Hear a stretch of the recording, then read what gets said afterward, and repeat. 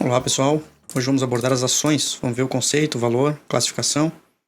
Então, primeiramente, o que é uma ação? Né? É um título de participação societária, confere aí o chamado status soci, né? A posição de sócio, confere direitos, portanto, obrigações e deveres atrelados àquela participação. Também é chamada de uma unidade do capital social e um valor mobiliário, como vimos aqui na lei da CVM, são valores mobiliários, as ações. O valor de uma ação geralmente envolve o valor da própria companhia, que eles chamam de valuation, e, portanto, há fórmulas complexas para se alcançar nesse valor. Algumas das formas de identificar um valor da ação é pelo valor nominal, aquele valor que está refletido no estatuto. O valor econômico, que é um valor feito a partir de estudos econômicos, tentando atingir aí múltiplos de empresas do mesmo setor, ou outras fórmulas mais complexas, como fluxo de caixa descontado e outras análises contábeis e financeiras.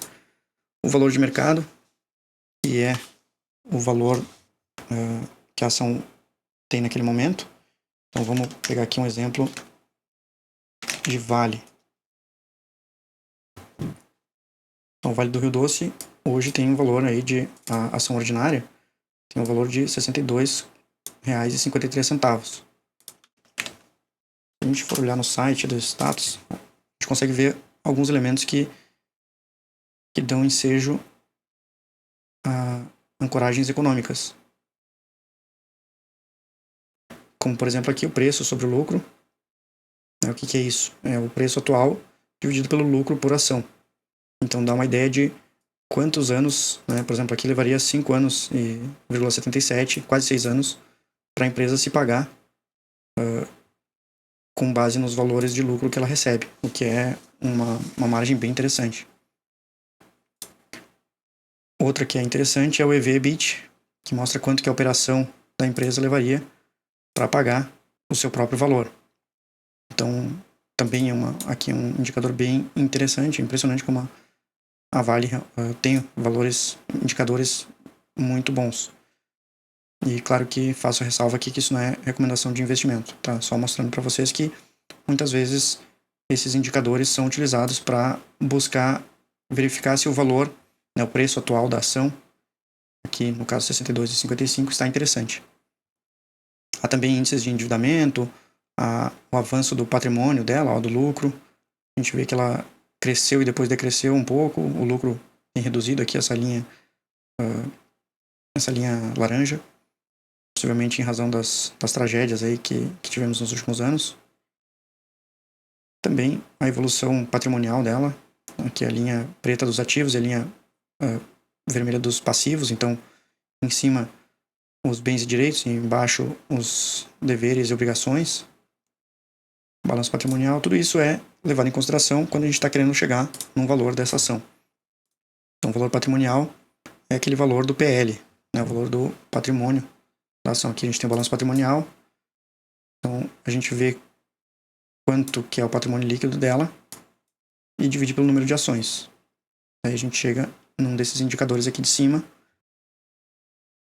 que é o valor patrimonial por ação. Aqui no caso é 47,65, então ela está sendo negociada um pouco acima do valor patrimonial por ação. Por isso, inclusive, que esse indexador ele está um pouquinho mais acima de 1. E o preço de emissão é aquele preço que é emitido numa oferta primária. Então pode ser num IPO, pode ser num aumento de capital, vai ter lá um preço de emissão, aquele preço que é ancorado na data em que a ação é emitida mesmo, colocada no mercado de valores imobiliários. Classificação, a gente tem três espécies, né, de fruição, preferenciais e ordinárias. Principalmente essas duas são as mais relevantes, ordinárias e preferenciais. As ordinárias, como o próprio nome revela, são aquelas que conferem direitos comuns. Cada ação é igual a um voto.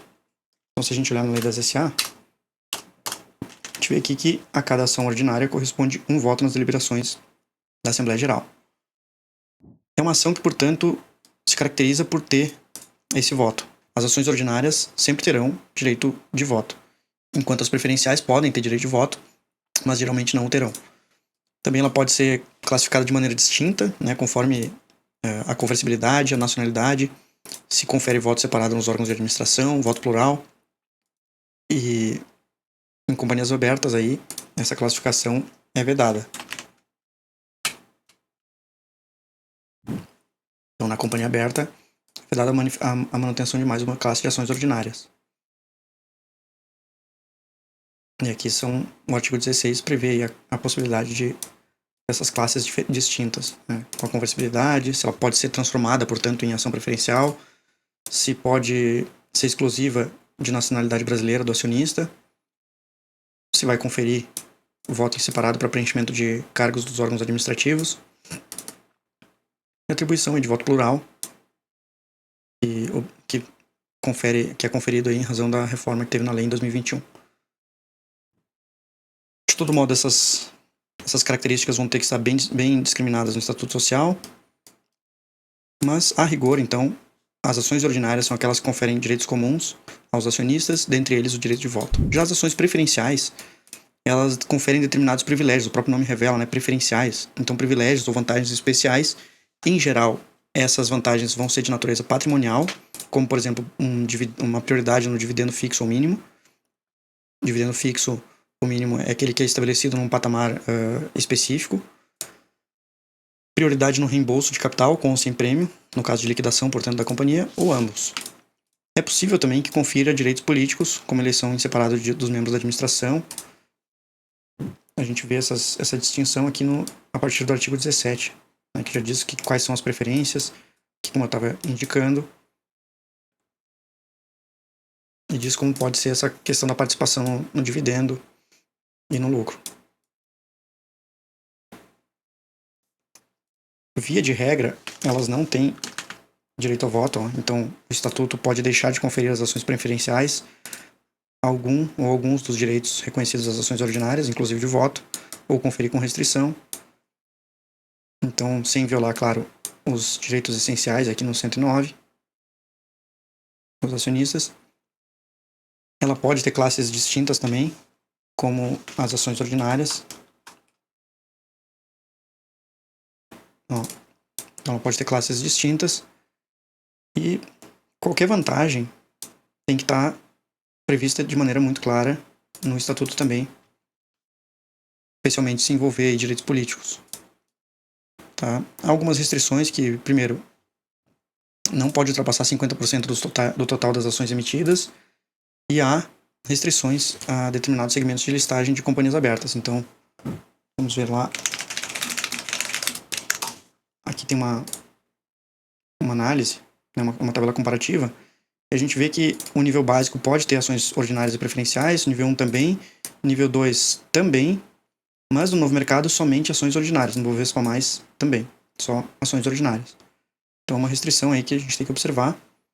Essas ações ordinárias e preferenciais, elas são distintas, quando vocês verem o ticker da companhia, com o 3 para ordinárias e o 4 para preferenciais. Então, se a gente for ver Petrobras, tem a ação ordinária, que é a PETR 3, e a ação preferencial, que é a PETR 4.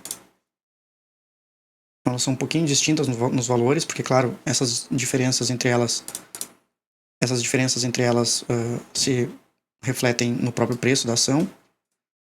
As ações de fruição são aquelas integralmente amortizadas, que os titulares recebem por antecipação o valor que caberia no caso de liquidação da companhia, pode ser total ou parcial. As ações podem ser classificadas ainda como, em razão da sua circulação.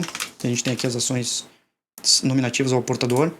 Essas endossáveis ao portador não existem mais, então hoje a gente só tem ações nominativas, desde 1990, isso foi assim. Ou seja, sempre há um nome, embora a gente chame de sociedade anônima, sempre há um nome do acionista. Então o acionista ele sempre é conhecido, na verdade. Ele vai estar sempre inscrito nos livros, no caso de uma companhia fechada, ou numa companhia aberta, uma ação aí escritural, ele estará refletido aqui no sistema da instituição financeira custodiante.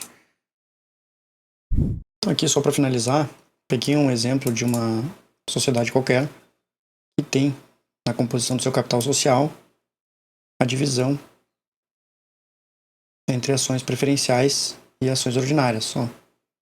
Então, parte das ações são ações ordinárias e parte das ações são ações preferenciais. tem capital autorizado. E a previsão aqui das características das ações preferenciais. Então, prioridade no reembolso de capital, dividendo prioritário, eleger um membro do Conselho Fiscal, um direito específico aqui de eleição separado, eleger um membro de Conselho de Administração também, em votação separado, participar dos aumentos de capital e ausência de direito a voto, enquanto que as ações ordinárias terão direito a voto.